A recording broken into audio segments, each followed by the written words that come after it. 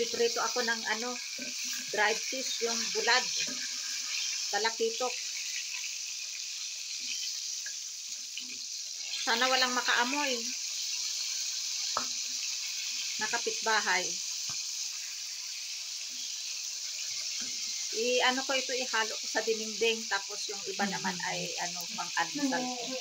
Ayan, ito pa yung iprito ko. Ito yung in-order ko noong ano, last Monday, dumating last Friday. Kasama nung saging na saba ng Pakistan. So ito ano ko, ito mag-ano ako, pinakbit ako o kaya dinengdeng.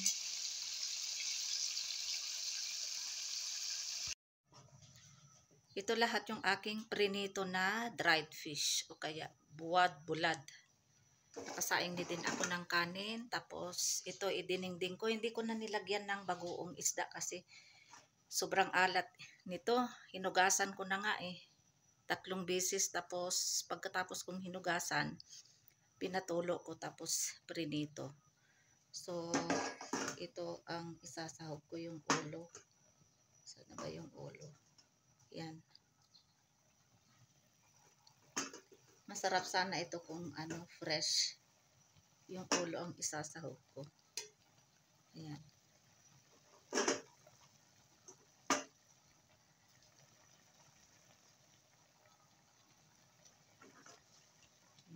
Tapos ito, pang-almusal ko. With rice. So ito lang muna ang isasahog ko. Ayan.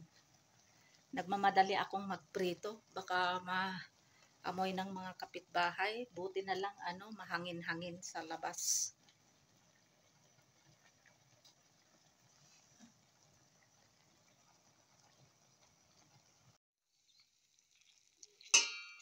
Ito na yung aking dinengdeng. Kunti yata ang sabaw. Dapat dagdagan ko ng sabaw. Ayan.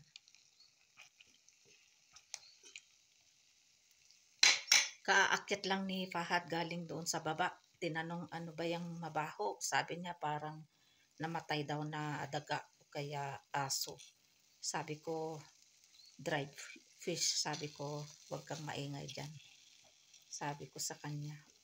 Nagalit ba naman, tapos binuksan lahat ang ano, ang pintuan, pati bintana. Galing siya sa baba doon sa aking binan kasi doon siya natutulog. Kasi ano, mag-breakfast siya ng gumawa ako ng chai tsaka paratha.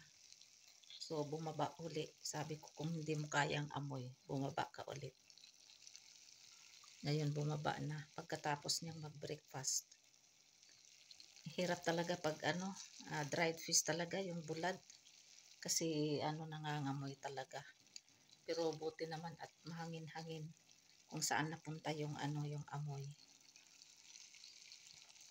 Wala din dito sila kaya nasa baba. Kaya nga sinamantala ko na ano, magprito at maggawa ng ano, magluto ng dinengdeng. Pero mamaya pa yun sila ano, aakyat dito. Mag-lunch sila kasi may labor siya na isa. Tinutulungan siya kung ano-anong ginagawa doon sa baba. So mamaya 1 o'clock time ngayon ay ano na 11:30 AM. So mamaya wala nang amoy nito. Ayan.